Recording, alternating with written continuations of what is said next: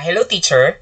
Ngayon po sa video na to, papakita ko sa inyo yung ating automated SF2 for the new normal. So, ngayong taong 2020 to 2021. Habang nasa distance learning tayo, so ito po yung halimbawa ng automated na school form 2 for daily attendance report of our learners na pwede natin gamitin na mas madali at makakatulong sa inyo sa paggawa ng mga paperworks nitong ating pagtuturo this time. Okay, muli kasama ninyo si Teacher Bean. Bago ko po pakita sa inyo o paliwanag itong ating automated, bago natin simulan ng video na to, kung di ka pa nakasubscribe sa akin channel, click mo yung subscribe at click mo yung notification bell para maging updated ka sa mga latest educational video. Okay, so ito nga yung halimbawa ng ating automated school form for daily attendance. Okay, dahil nga wala tayong face-to-face classes, isa din sa ating mga dapat aralin, of course, yung paano yun sa attendance, di ba? Kaya nga naglabas tayo ng isang guidelines or interim guidelines about checking of forms. Okay? So, ito po yung halimbawa ng ating SF2 na automated. Okay. Ayan. So, ito po. Dito, ang pinagkaiba niya nung may face-to-face classes tayo. Okay? Same pa rin. May school ID, school year, name of school. Then, meron din po tayo dito. Ayan, kung makikita ninyo. Report of the month. So, March po, kasi nilabas yung guidelines about the daily attendance nung March. So, ito po, pwede nyo gagamitin po yung ating bagong SF2 March to July. Okay, hanggang mag-end yung classes natin. Okay, so yun po. Yung sa mga previous, yung October to February, ang gamitin pa rin, pwede natin gamitin din doon yung ating lumang SF2. Pero pwede rin po natin ito i-apply. Okay, so, yan, we have Learning Attendance Conversion Tool. Ito po yung tinatawag natin na pinaliwanag ko doon sa isa kong video na kung saan natin pwedeng makuha yung mga attendance ng ating mga learners ngayong walang face-to-face classes. So, pwede siya through online, kung may online classes kayo, through distribution and retrieval of modules. Okay, pwede rin yung mga communications nyo, through follow-up, through mga social media, messengers, pwede rin po yun. Okay, may katumbas yun na attendance o number of attendance. Yan, so section, yan po, ito po yon. Okay, dito po sa automated natin, meron po tayo dito total number of school days for the month. Okay, kung alam, of course, alam naman natin kung ilan yung mga school days per month. So, lalagay nyo po dito, halimbawa, for March, ang ating pong total attendance ay 26. Okay, so, dito po, based to sa, kasama po kasi ang Saturday. Okay, para hindi tayo magkulang ng mga school days, sama ang Saturday for our at this time. Okay, sinama natin yung count nung Saturday. Okay, then yung 26.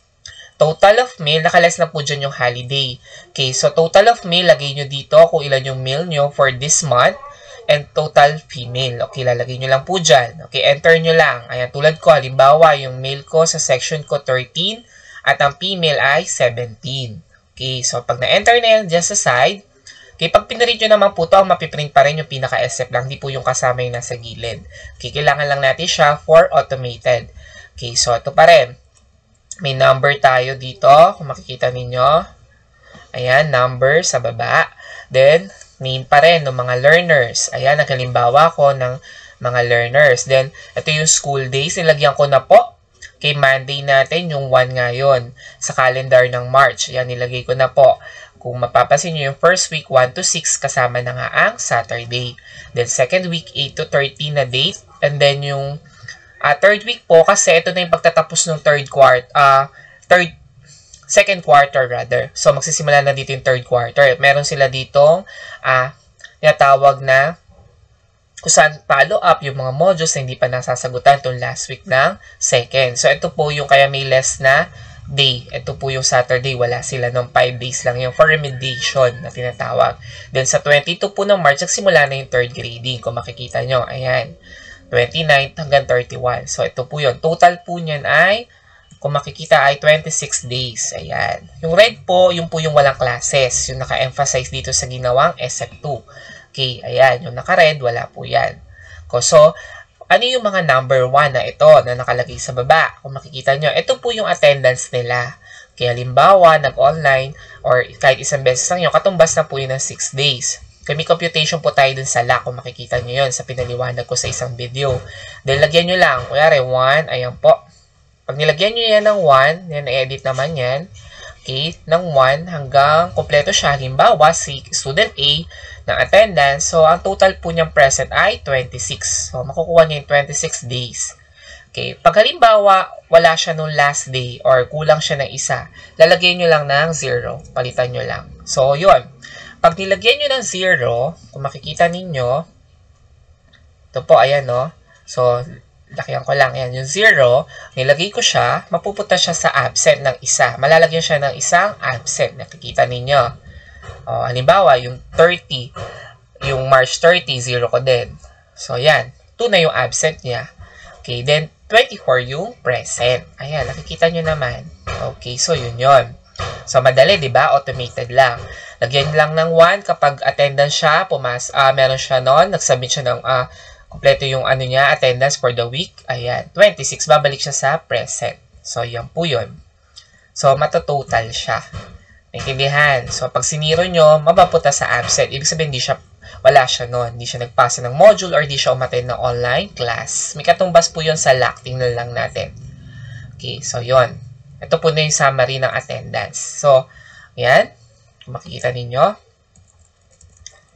Yan. So, itong 26 yan, mga present na bata. Halimbawa, complete yung attendance ko ng mga student ko nung March. Ayan. So, matototal po yan sa baba. Ayan. 338. So, malalagyan. So, mapupunta na rin dito. Ayan. Malalagyan din po itong mga nasa baba. Total mail. Ang mail ko ay 13 lang. Ayan. So, yun po. So, 13. Ma-add din siya. Okay, 338 dito. So, ito po, pwede nyo din siya, kung wari, 20 po yung nagawa dito sa automated, pwede rin po kayo magdagdag kung gusto nyo mag-enter pa ng cells. Kung wari, marami kayong bata. Click nyo lang, then enter. Insert. O, yun. Pwede na po. Pag ganyan, drag nyo lang yung formula. O, yung 1, may automatic malalagay dyan. Okay, so, ide-drag nyo lang po yung formula dito. Ayan. Halimbawa, sa dulo. Yan, no? Ito yung 0. Okay, drag nyo lang po. Click tong gilid na side. Right side sa baba. Ayan. Pa-drag na ganyan. Okay, wait lang. Kasi ito, pag ganito pong meron ayan, no? Double slide dito. Kung makikita nyo, may line na naka-separate. Gawin nyo po. Click nyo to pareho. Yan, pag ganyan. Then, click nyo lang po yung right click, merge cell. Okay po. Kaya dito na lang sa home. Ayan. Ito, merge center. Ayun. So, isa na lang. Hindi na siya 2 line separate. Then, pwede nyo na pong i-drag yung formula. Okay, yun. So, madadrag na siya ng ganon. Okay, yan. Kita nyo? So, ganun lang po siya kadali. Okay, so, ganun din sa kabila. Ganun lang. Ito muna, i-merge nyo. Click nyo muna to. Then, page layout. Home, punta lang sa home, merge. Okay, so pwede nyo nang i-drag itong formula dito sa taas, papunta sa baba. Okay, so yun. So, ganun lang siya, kadali. Okay, yun. Ito din, pag ganyan, i-merge nyo lang po, para kasi may naka-double na cells. Okay, so ganun lang. Okay, so, okay, balik tayo sa girls naman. Ganun din, 13 lang. Enter lang kayo sa baba. Ito na yung mga girls, susunod na. Ayan, so lagyan nyo lang ng 1 kapag present. And then, automatic mapupunta na po siya dito sa right side. Ayan, matototal na.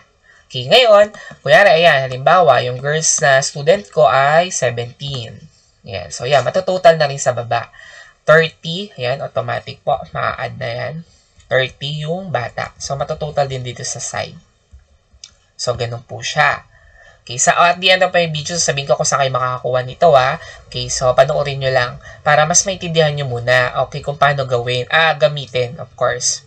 Okay, next, ito po, ayan, ito naman yung sa baba, enrollment for the, ano ang mga lalagyan nyo dito sa baba, ayan, so may mga data tayo dito. Okay, ayan po. So, makikita natin. Ayan, so enrollment for the first Friday of June. Ito po, kayo po mag-e-enter niyan. Kasi, ito po, first Friday of October ang ilalagay nyo. Ibahin po natin. Kasi, nag-start yung ating class ng October. So, hindi po siya June. So, October. Ayan. Okay, so, 13 yung mail ko no, nag-enroll at 17 nung first Friday. So, total 30. Automatic po. Ang in-enteran nyo lang dyan yung male and female. Halimbawa, naging 12 lang. Automatic siya, di ba? Okay, so balik natin sa 13. Lalagyan nyo lang yung male and female, ma-add na. Late enrollment, kunyari may nag-late enrollment, lagay nyo dito. Enter lang ang data. Then, registered po, learners of the end of the month. Ito, automatic na. Kung ano yung nilagay nyo sa taas dito, mapupunta dyan. Kung ano yung nilagay nyo dito sa may gilid, ayan, mapupunta doon sa baba, sa data doon sa baba. Ito, yan, mapupunta siya dito. Ayan, dito. Automatic. Dapat tama po yung in-enter natin. Ma-add na rin siya sa total. Napakadali lang, di ba? Then, percentage. O, yan, automatic po yan. Mag-ano din yan kapag tama yung in-enter nyo sa taas. Kunyari, sa mail ko, kunyari may changes, pwede rin po. Mababago yan. O, di ba? Kunyari, nag-change yung female, pwede siya mag-change. So, 17, balik natin. 100%. Automatic na po yan. Then, average of daily attendance. Ayan. So, ito rin. Ang average of daily attendance, automatic na rin po to. Okay, magbe-base lang tayo kung ano in-enter natin dito sa taas. Ayan. So, ang average of daily attendance po natin, ito yung ating total daily attendance divided by number of school days in reporting month. Okay? So, kung ano yung nilagay nyo sa taas. Yun. Then, percentage of attendance of the month, 100%. Kompleto naman. Ito po yung average of daily attendance. Okay? Yung nakuha nyo dito, divided by registered learners at the end of the month, times 100. So, ito po, in-automatic ko na siya. Okay? Para mas madaling lumabas yung answer, ayan. Enter nyo lang yung sa taas dito, yung mga data dito sa taas, kabilang side, automatic po masasagutan na to. Okay, pag may absent kayo, so consecutive days, kayo po mag-enter dito. Manually na lang sa NPA, kapag wala po siyang follow-up or matagal lang di nagsasubmit ng mga activities, lalagay nyo po kung ilang bata yon. Then transfer out, transfer in. Ayan, isa na lang po. Yan po, manually, lalagay na lang natin yung sa baba. Madali lang naman po yun. So, ito po yung transfer out and transferred in. So, yan po yung halimbawa natin for automated SF2. Ayan.